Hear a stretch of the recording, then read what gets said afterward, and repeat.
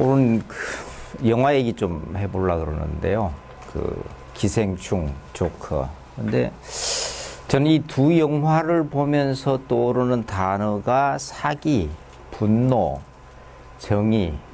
저는 그냥 직감적으로 이 세 단어가 떠올라가지고 그냥 이렇게 붙였습니다. 특별한 건 있는 건 아니고.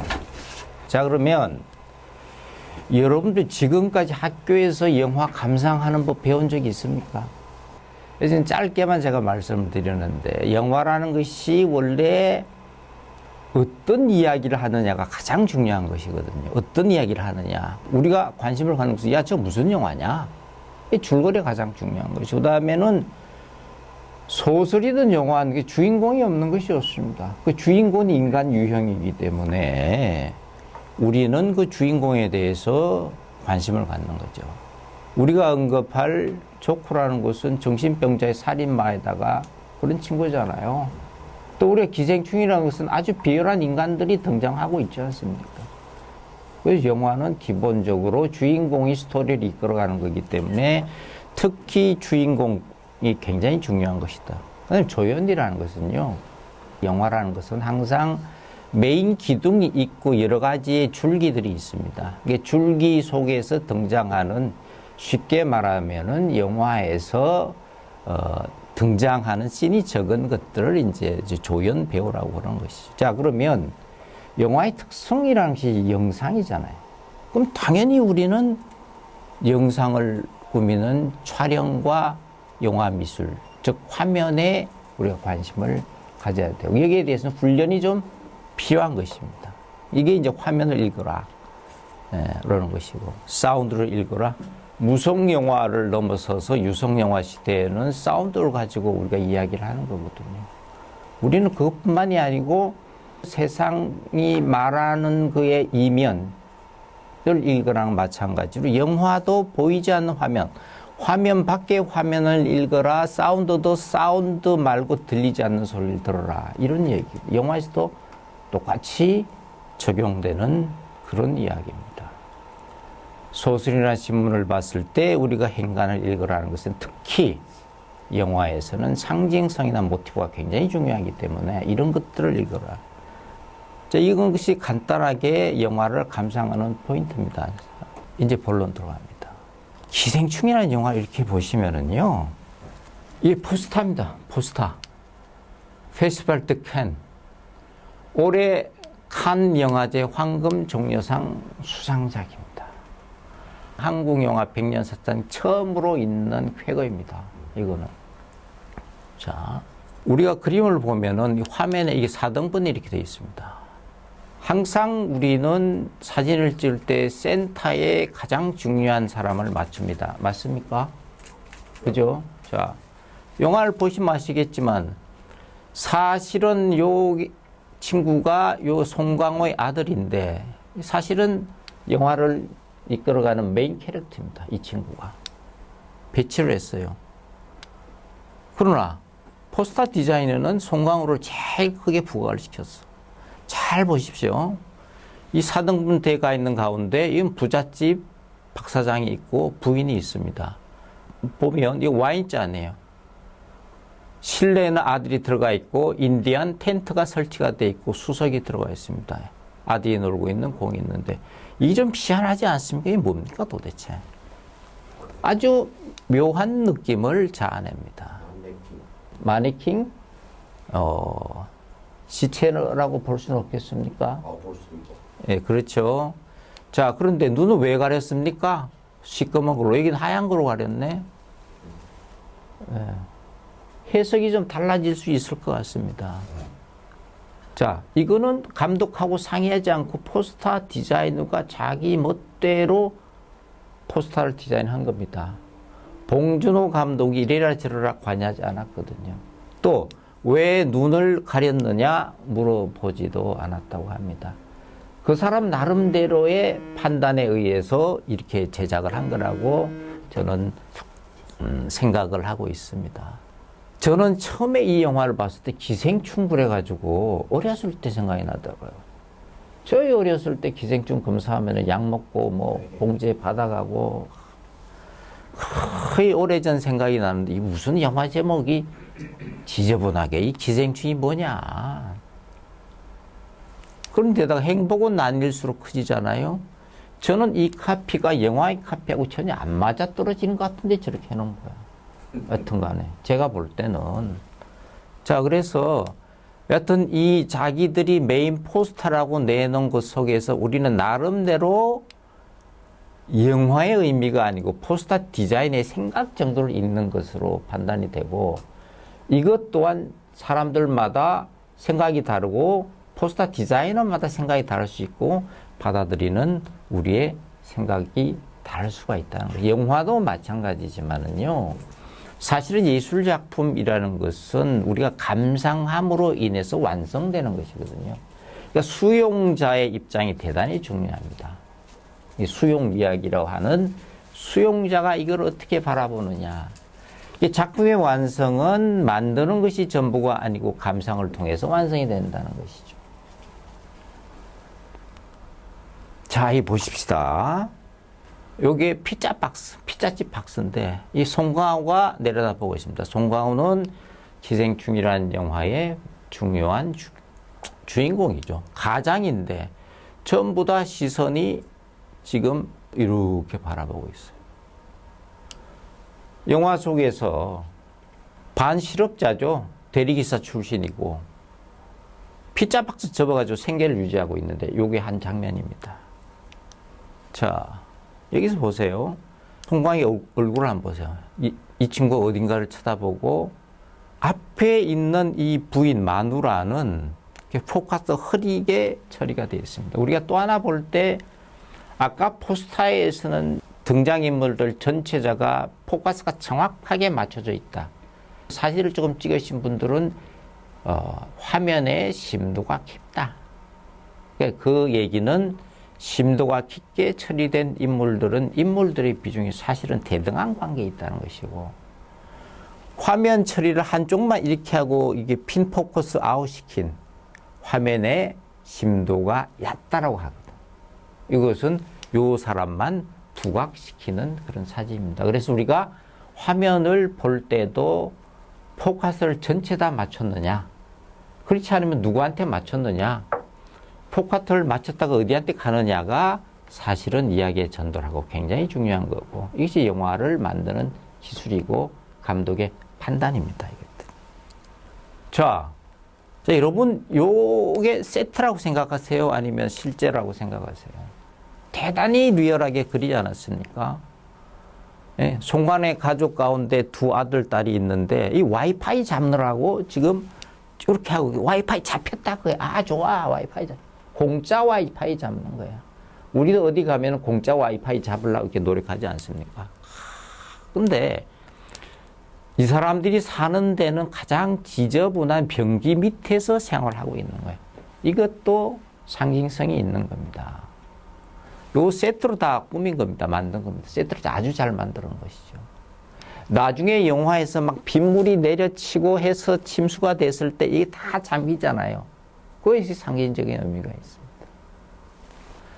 자, 송강호 두 사람이 심각한 표정이 있는데 여기 잘 보시면 안분지족이라고 해요. 네 분수를 알라? 그런데 이 사람들은 요 안분지족하고는 다르게 영화에서 안분지족 안 해가지고 살인이 일어나는 영화입니다, 이게.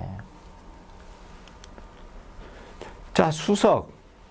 아들내미 친구가 수석을 얻어갖고 왔는데 부인이 이렇게 얘기해요. 아이, 먹을 걸 주지 무슨 쓸데없는 돌뱅이냐.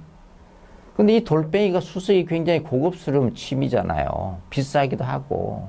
예. 근데 이것이 나중에 살인의 도구로 응용이 되는 거예요, 이게. 이게 이제 영화에서는 모티프라고 얘기를 하는 것입니다. 살인의 도구와 모티프라는 것입니다. 자, 아까 본 사람들하고 완전히 때깔이 달라. 옷도 멋있게 입고 얼굴도 다 예뻐. 어떻습니까? 조여정이는 요번에 불여화상, 청룡여화상 다 여우주연상도 받고 이쁘잖아요. 이 친구도 잘생겼잖아요. 옷도 깨끗한 거 입고. 다 아는 사실이지만은 어떤 옷을 입느냐에 따라서 이 사람 직업도 드러나는 거고. 그렇지 않습니까? 자, 이거는 이제 이 박 사장네 이 하우스 키퍼랄까? 이 가정부인데 이것도 잘 보세요. 깊게 심도를 쫙 들어가서 이렇게 이 여자가 걸어다고 있는 모습이 있고 강아지 같은 말이 있고 이게 부잣집의 하나의 상징적인 하나의 스타일 카트입니다. 자, 이거는 영화를 보시면 자기 운전기사가 자기 앉는 뒷자리에 뭐 어디서 무슨 짓을 했는지 모르겠지만 그 여자 팬티가 벗어져 있더라고요. 수근수근 되는 그 장면이거든요. 근데 대사 가운데 이런 얘기가 나옵니다. 아이, 저 자식이, 카섹스를 할 것 같으면 지 자리에서 하지 왜 내가 앉는 뒷자리까지 넘어오느냐. 근데 이거는 사실 우리 공간 영역의 침범이거든요. 내 공간을 침범해서도 굉장히 기분 나쁘다. 그래서 이제 해고하는 계기가 되는 거죠. 그렇죠. 얘도 실제 놀래는 표정. 김밥 말고 있다가. 자, 아들은 뭐 여하튼 간에 밤에 뭐 먹으러 내려갔다가 지하에서 이상한 남자가 올라오는데 그 가정부의 남편인데 놀래가지고 약간 이제 머리가 이상해지는 인디언들이 탐닉하는 그런 글로 이게 서브 플롯에 해당하는 건데 중요한 건 아니고 제가 볼 때는 이거는 구성에서 그렇게 중요한 역할을 한다거나 그렇지는 않고 어떤 면에서 좀 미스매치 된다는 그런 부분이 될 수도 있습니다. 자, 모처럼 삼겹살에 내 가족이 해피하게 있는 거야. 이거는 내 가족이 다 취직해가지고 기분 좋게 최고의 저녁 만찬을 지하방에서 즐기고 있는 사진이 나옵니다. 자, 요건 보셨다시피 자기 동생인데 일리노이 대학 학교도 안 나이 일리노이 대학 유학파로 해서 취직하는 요 사기꾼 얘기가 나오거든요. 자, 이거는 가정부 부부. 실제로 보면 굉장히 멋있는 분들인데 분장을 이렇게 해서 가정부처럼 보이게 하는 것입니다. 자, 여기서 영화를 안 보신 분들 위해서 예고편을 잠시 틀면 여러분들 도움이 될 것 같아서. 핸드폰도 다 끊기고 와이파이도 다 끊기고. 야, 김기택 어떻게 생각하셔? 아버지, 저는 이게 위조나 범죄라고 생각하지 않아요. 저 내년에 이 대학 꼭 갈 거거든요. 그건 엄연한 범죄입니다. 아들아, 너는 계획이 다 있구나. 과연 그럴까요?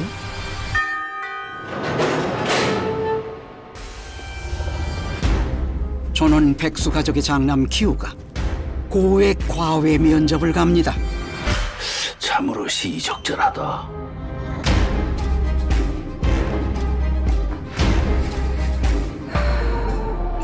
(2019년) 봉준호 감독의 새로운 가족 희비극.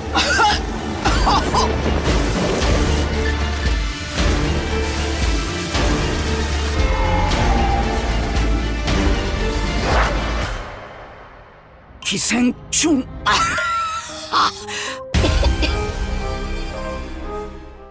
자, 이거는 어떻게 보면 영화의 도입부에 해당하는데 이 포스를 깐 1차 예고편은 고장 그것만 지금 편집해 놓은 거고요.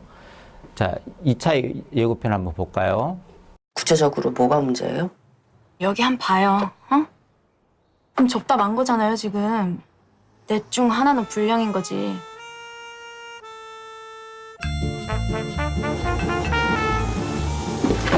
네가 내 대신 얘 과외 선생님 좀 해줘라, 영어. 기정이가 그렇게 손재주가 좋다며? 서울대학교 문서 위조학과 뭐 이런 거 없나? 아들아, 네가 자랑스럽다.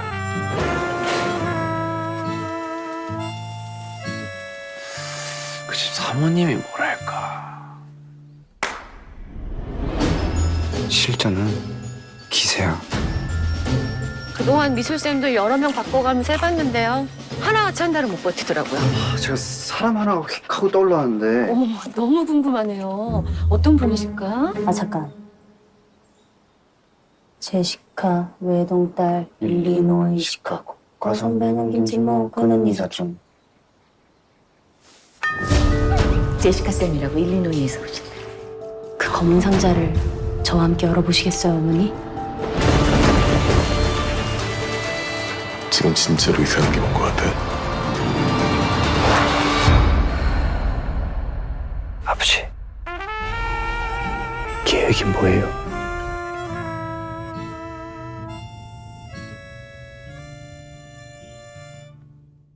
자, 우리 예고편 통해 가지고 이제 기억을 좀 되살려 본 거고요. 여기 보면은 가족 시위 비극이라고 돼 있는데 제가 볼 때는 이건 가족 사기 살인극이다. 그렇게 저는 이렇게 카피를 달고 싶어요. 이렇게 보니까. 자, 다 보셨겠지만은 도입부에서는 송강호 아들 기우가 이제 부잣집 과외교사로 들어가고 동생 기정이가 미술과외교수로 취직하고 아버지 기택이가 박 사장 운전기사로 고용되고 엄마가 전부 다 고용돼. 그러니까 일가족 전원이 사기쳐가지고 박 사장네 그 고급집에 다 취직을 하는 거예요. 취업을 한 거예요. 그러니까 가족 사기극이야 이거는 내가 볼 때는. 그렇죠? 자, 그런데 박 사장 가족이 아들 때문에 참 이렇게 놀러를 갔는데 그 틈을 타서 양주를 꺼내고 맛있는 안주를 꺼내가지고 신나게 지금 파티를 하고 있는데 원래 그 집에 있던 충식이라는 가정부가 밤에 비를 쫄딱 맞고 찾아온 거예요. 그런데 반전이 생겨요. 영화에서는 반전이 생기는 것인데 지하실에서 누가 튀어나와. 관객들은 그것이 첫 번째 놀래거든요. 전혀 있을 것 같지 않은 방공호 같은 지하실에서 가정부 남편, 문광의 남편이 살고 있는 거예요. 지하 인간이 살고 있는 거예요. 그러면서 이 기생충들끼리 지금 싸우는 거잖아요. 먹이 싸움을 합니다, 이게. 네가 내 직업 일자리 뺏었지 않냐. 먹을 거 내놔. 엎치락뒤다 싸웁니다. 이 기생충들까지 싸우고 서브 플러스로 박 사장 아들 이야기가 나오고 결국은 밤에 놀러 갔던 박 사장 부부가 다시 집에 찾아오니까 허겁지겁 도망가면서 그게 조그만 에피소드들이 나오면서 집에 도망을 오는데 비가 억수같이 쏟아져가지고 지하에 있는 집이 다 잠겨버리잖아요. 그래서 대피소 학교 같은 데서 우리 장만하면 대피소 하던 거기서 대피를 하고 이런 것들이 이제 벌어지는 것이죠. 막판에는 어떻게 됩니까? 서로 싸우고 그러다가 돌로 내려치고 기생주로까지 싸우다가 나중에 기태기가 찔러 죽이는데 굉장히 중요한 이야기가 나오는데 냄새. 우리가 운전석에 앉았어도 야 저놈 냄새가 뭐 좀 이상하지 않냐 더럽다 막 이런 얘기 나오거든요. 냄새 때문에 살인을 하게 되는 겁니다. 냄새 때문에.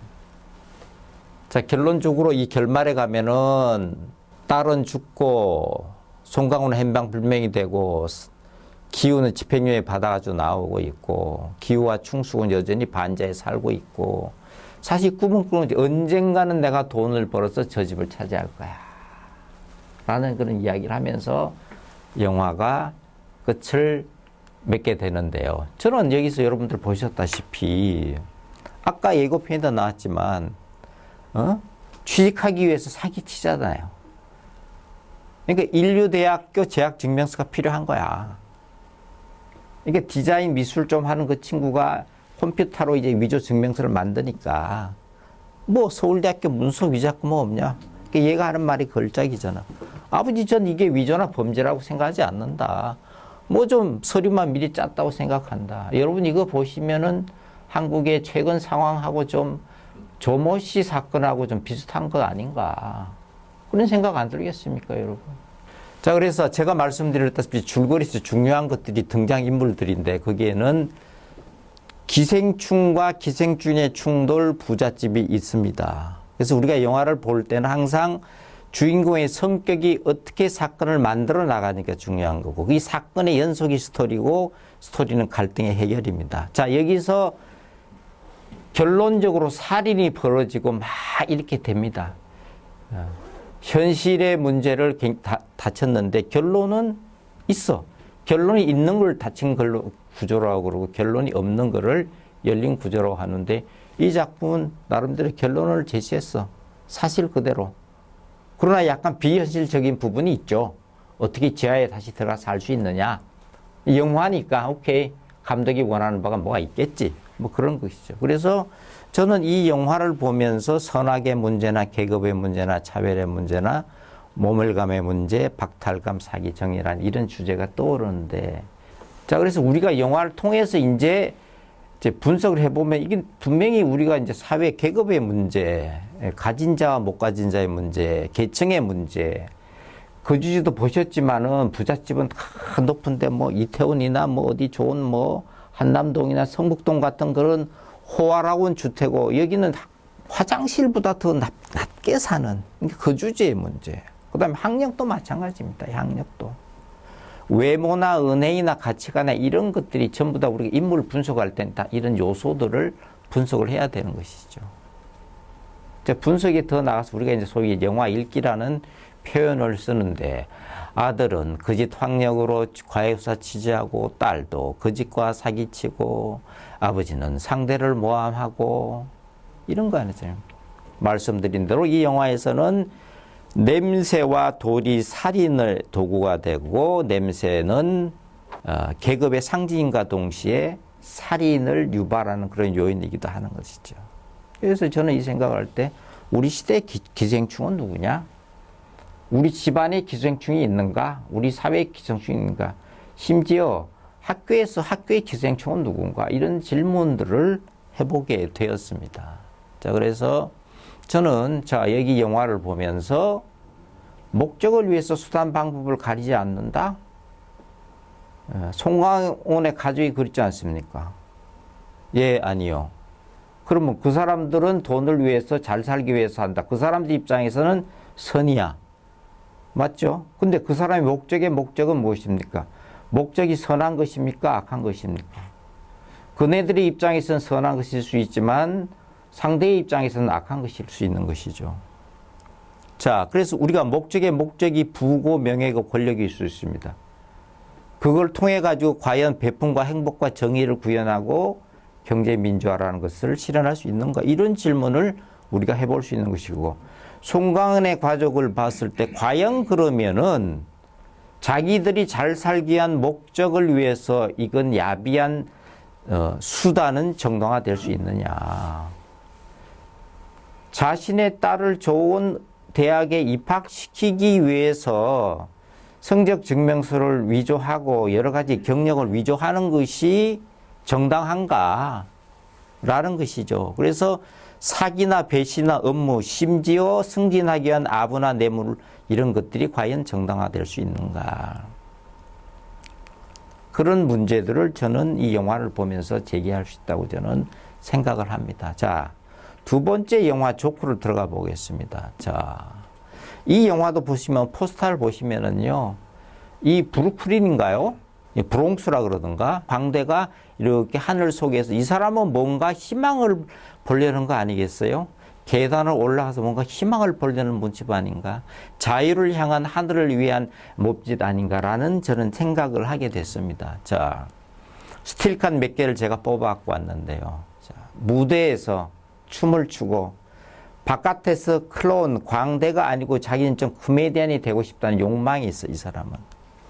자, 이 사람의 눈빛을 한번 보시고, 이 사람 약간 병이 있잖아요. 막 시도 때도 없이 웃는 그런 우울증도 있고 병이 있는 그런 사람이죠. 자, 얼굴에 하얀 분칠을 하고 이렇게 표정을 짓고 있습니다. 자, TV 진행자 로버트 니로의 사진과 이 사람의 사진이 이렇게 교차되는 사진이 나오고 있고요. 자, 눈물을 흘리고 있는 광지의 이 벼슬 한번 잘 보십시오. 사람은 화장을 왜 할까? 자기를 속이기 위해서 화장을 하고, 배우 할 때 그 배자가 사람 인변의 아닐 빗자가. 이게 배우는 사람이 아닙니다. 또 다른 인간이거든요. 또 다른 페르소나를 나타내는 것이 배우라는 것이죠.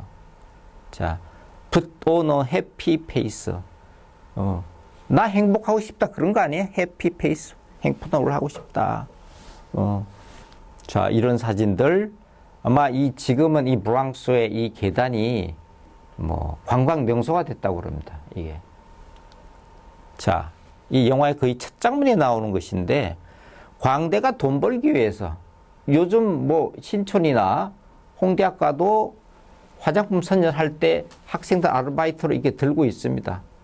맞습니다. 예. 근데 여기 이제 광대를 동원해가지고 지금 이렇게 하고 있는 것이죠. 재밌지 않습니까? 여기 피아노도 등장이 되고 사람들도 이렇게 있고. 자, 분장실에서 담배를 피우고 있고요. 슬픈 표정의 조커가 있고, 자, 이 조커를 중심으로 해서 이게 자기 같은 허름한 아파트에 사는 잠시 연애를 해보고 싶은, 자기가 좋아하고 싶은 그런 여자고, 자기가 출연하고 싶은 방송사의 사장, 방송사의 메인 앵커죠. 선망에 가지고 싶고 가지고 싶은 그런 여성들이 나오고 있습니다.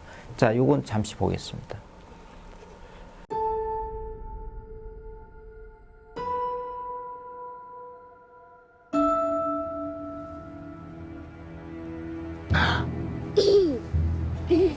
Can you please stop bothering my kid? Sorry. Arthur, I have some bad news for you.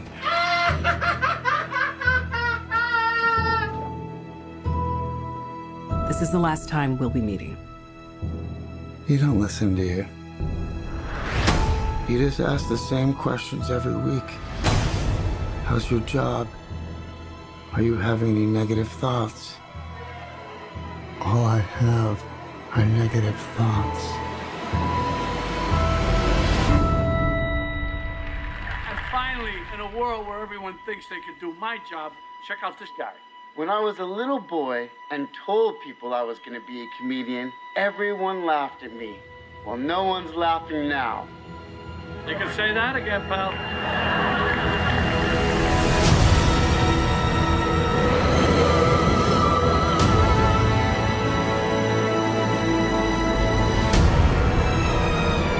It's so awful, isn't it?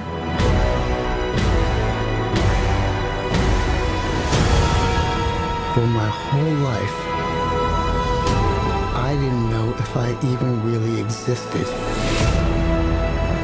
But I do. And people are starting to notice. You think this is funny? Is this a joke to you?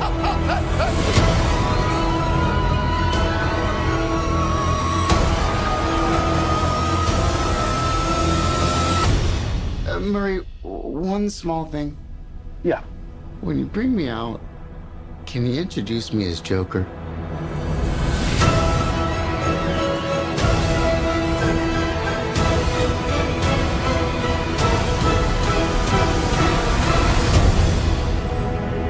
Send in the clowns. 조커 메인 동영상 재밌게 보셨습니까? 이 영화 역시 메인 플롯과 서브 플롯인데 주 플롯은 살인 사건입니다. 살인 사건. 자, 이 영화를 보고 어떤 사람들은 디스커스팅, 역겹다, 중간에 보고 싶으면 나오고 싶다라고 이야기하는 사람이 있습니다. 어떻게 저 인간이 살인을 저렇게 계속 저지르느냐 라고 이야기하는 사람이 있는가 반면에 제가 그 영화를 2번 봤는데 너무너무 감동스러웠다. 난 저 영화가 너무너무 좋고 조커의 입장이 이해가 된다. 조커가 계단에서 춤을 출 때는 마치 나까지 덩달아서 춤을 추고 싶다라고 얘기하는 사람들도 있습니다. 그래서 이 영화는 호불호가 확실히 갈리는 그런 영화입니다. 자, 이 영화를 싫어하는 사람들은 저 친구가 왜 이렇게 살인사건을 하느냐. 근데 이 영화의 단서들은 이 친구가 살인을 저지를 수 있는 당위성을 제공을 하고 있습니다. 보셔서 아시겠지만은 자기는 호르몬을 모시고 생계를 유지하기 위해서 광대시를 하고 서 있는데 이거를 동네 불량배들이 뺏어가고 그거를 간판을 찾으러 갔는데 10대 불량배들이 구타를 하고 얻어맞잖아요. 뿐만이 아닙니다. 돈을 벌기 위해서 아동병원에서 코미디언 흉내를 하는데 이 영화의 중요 모티브인 권총이 떨어지는 바람에 해고를 당합니다. 지하철을 탔는데 나쁜 놈들이 자기를 능멸을 해서 그때 처음으로 방아쇠를 당기게 됩니다. 영화에서 이 사람이 살인을 하게 된 경위는 단서들은 나오게 됩니다. 왜 저 사람이 살인을 할 수밖에, 과격하지만은. 네. 자, 나옵니다. 2번째로는 호르머니가 아버지에 대한 이야기를 해주는데 호르머니는 과대망상증, 환자일 수 있어요. 고담시로 표현되는 그 도시의 최고의 권력자 내지는 시장이 네 아버지다. 조건은 그 말을 믿고 찾아갑니다. 모욕을 당합니다. 예고편에 나온 대로 얻어맞습니다. 근데 희한한 것은 자기 엄마를 살해하는 장면이 나옵니다. 왜 살해할까요? 그리고 존 모레이쇼라고 로버트 니르가 주인공이 있는 그게 출연할 계기도 없지만 이 사람도 쏴 죽이고 모든 시가 폭동에 휘싸이면서 전부 다 광대 이 가면을 쓰고 도시 전체가 난장판이 되는 그런 상황들이 벌어지면서 이 친구가 내 인생이 비극인 줄 알았는데 코미디였다. 이 사람 이제 생각이 야, 참 웃기는 세상 아니냐. 이 사람 입장에 이렇게 얘기할 수 있다는 거지. 이 사람이 볼 때는 이 세상이 코미디 같고 자기의 인생은 점점 비극으로 떨어져 나가는 거지. 또 하나는 살인과 보조 프로에서는 사랑의 애정이에요. 이 사람이 관심을 주는 사람은 그 같은 아파트, 흐름한 아파트에 아까 흑인 같은 그 미혼모 여성, 그리고 상담사 얘기할 때 이렇게 얘기를 합니다. 정신병이 있기 때문에 상담사 치료를 받는데 상담사와의 도두 중에서 우리 같은 사람들에게는 아무도 신경 쓰지 않는다. 소외감과 말하자면은 자기들은 버림받은 사람이라는 얘기를 하는 것이죠. 자, 그래서 이 영화에서 자기는 점점 이 세상에 대한 분노를 키워가는 것이죠. 여기서 중요한 것은 영화에서는 조코, 날 조코라고 불러줘라고 얘기했지만은 집에서는 아스라 그러고 자기만 해피라고, 자기 아들 해피라고 부릅니다. 같은 인물을 두고도 이 이름이 3개가 등장하는데 이 사람은 자기는 코미디언이 되기를, 광대가 아니고 코미디언이 되기를 원했는데 코미디언 되지도 못하고 마정에는 조코가 된다는 것은 조롱한다 이런 뜻이잖아요. 그러니까 코미디언을 넘어서서 나는 인생이 비극인 줄 알았는데 지금 코미디 같다라는 그런 발언을 하지 않습니까? 자기를 둘러싼 인물들이 엄마, 친구들, 이웃집 사장 이런 것들이 있는 거예요. 그래서 저는 이 영화의 발단은 이 자기가 느끼는 분노감이 가장 크다고 생각을 합니다. 왜 저 사람이 저런 분노를 느낄 것인가. 자, 그래서 분노라는 감정이 굉장히 소중한 감정일 수 있습니다. 노무현 대통령이 자기가 글을 쓰는 가장 중요한 이유가 자기가 분노 때문에 글을 쓴다 그랬거든요. 저는 그 말을 이해를 합니다. 인정을 합니다. 분노가 있기 때문에 우리가 촛불을 든다고 저는 생각을 하거든요. 분노가 있기 때문에 사회에 나가서 저는 구호를 외친다고 생각을 합니다. 이 분노의 감정이 대단히 중요한 것인데 이 분노를 이 친구는 살인으로 해소를 한 것이죠. 그리고 이 고담시 전체가 폭동으로 이어지는데 요번에 홍콩 탓해서 봤지만은 홍콩에서 전부 다 할 때 가면 쓰고 했잖아요. 얘도 가면 쓰고 합니다. 이 친구들이. 어쩌면은 많은 사람들이 자기가 크든 적든 간에 사회에 대해서 원하는 것이 있는 것이고 더더욱이나 큰 이슈가 있을 때는 이렇게 가면을 쓰고 이런 구호를 충분히 외칠 수 있는 걸 영화에서도 똑같이 저는 보여주고 있다고 생각을 합니다. 저는 이 조코라는 영화의 출발은 분노고 분노는 인간에게서 예의와 배려를 받지 못할 때 분출한다는 것이죠. 자, 그래서 저는 이렇게 말씀드리고 싶습니다. 이 분노라는 것은 정의를 위한 감정의 출발이다. 그렇죠? 이 분노의 주인공은 광대죠. 사건의 동기는 자기가 모욕당하고 오해받고 멸시받는 것이 사건의 동기입니다. 분노 유발자들이 영화에서는 소위 금융가의 막나이들, 부유층, 사장, 권력층.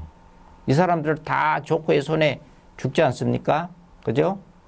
자, 그래서 존 롤즈의 정의를 보니까 이런 이야기가 있더라고요. 모든 사람들은 평등한 자유의 원칙이 있다. Equal liberties다. 우리가 아는 기본적인 자유. 사상과 양심의 자유, 언론 출판, 집회 결사의 자유와 재산 소유의 자유와 체포, 구금으로부터의 자유 등 기본적으로 침해받지 않을 권리가 평등한 자유의 원칙이고, 두 번째는 투표를 통해서 내가 공직을 선출할 권리와 공직에 진출할 권리가 있는 것이죠.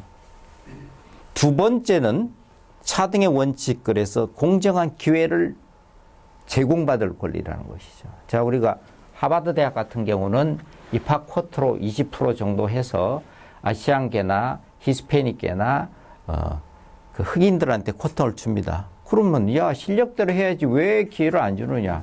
존 롤즈가 얘기한 대로 바로 정당한 불평등을 인정해 줘야 된다는 것이죠. 정당한 불평등을. 즉 사회적인 약자인 최소 수혜자에게도 이익을 돌아라는 것이 정의라는 것이죠.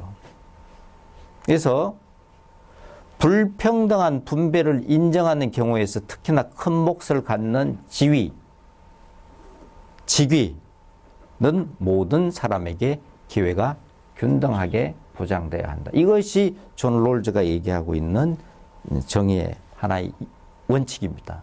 자, 그래서 소위 나의 기본적인 자유, 나의 소득, 나의 재산, 내가 무엇을 할 수 있는, 공직에 진출할 수 있는 기회, 더 나아가서 나의 존재감을 증명할 수 있는 자존감, 건강이나 행복과 이 정의와 같은 추상적인 명제까지도 모든 사람에게 골고루 똑같이 들어가야 되고, 이것은 모두에게 이익이 되어야 된다는 것이 존 롤즈의 정의론에 나오는 이야기입니다. 그리고 정의는 선언적으로 존재하는 것이 아닙니다. 정의라는 것은 합리적인 인간들이 공정한 절차를 거쳐서 합의에 의해서 도출된다라고 얘기했습니다. 굉장히 중요한 얘기라고 저는 생각을 합니다. 불평등의 문제, 두 영화다 이걸 다루고 있는데요. 이 영화 속에서 우리는 다시 생각해 봐야 될 점이 있지 않나 생각을 하거든요. 우리 사회에서 여러분 아시는 대로 도덕이 무너진 거 사실이고 상식이 지금 제대로 작동이 되지 않지 않습니까? 절차가 무시되고 편법과 반칙이 횡행하고 수단을 비선적으로 활용을 해서 목적이 전도되는 그런 경우를 우리는 보고 있지 않겠습니다. 이게 이제 존 롤즈를 이어서 이제 마이클 샌달이 이제 이어받아서 얘기하는데, 여기서 보면은 우리 아까 얘기한 대로 사회가 정의로운지 알려면 우리가 얘기한 사회적인 가치들, 우리 사회적 권리와 의무, 권력, 명예가 어떻게 배분되는지, 독점되지 않고 어떻게 배분되는지를 살펴보아야 된다라는 것이 하는 거하고, 사실 정의라는 것은 좋은 말인데 여기 보면은 지나친 정의는 불의가 될 수도 있다. 그러니까 막 정의만이 세상을 구원한다 그러고 지가 생각하는 정의와 남이 생각하는 정의가 다를 수 있잖아요.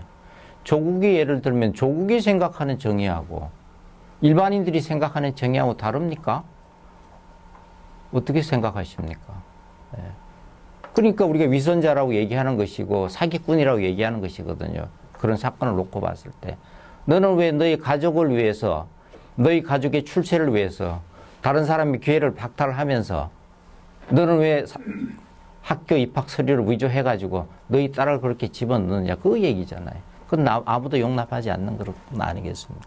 그래서 그것도 계속 정의를 외치는 사람이 저러니까 우리가 열받는 것이죠. 그래서 정의도 지나치게 이렇게 하면은 웃기게 된다. 정의도 불의가 될 수 있다라고 제가 생각을 하는 것이고요.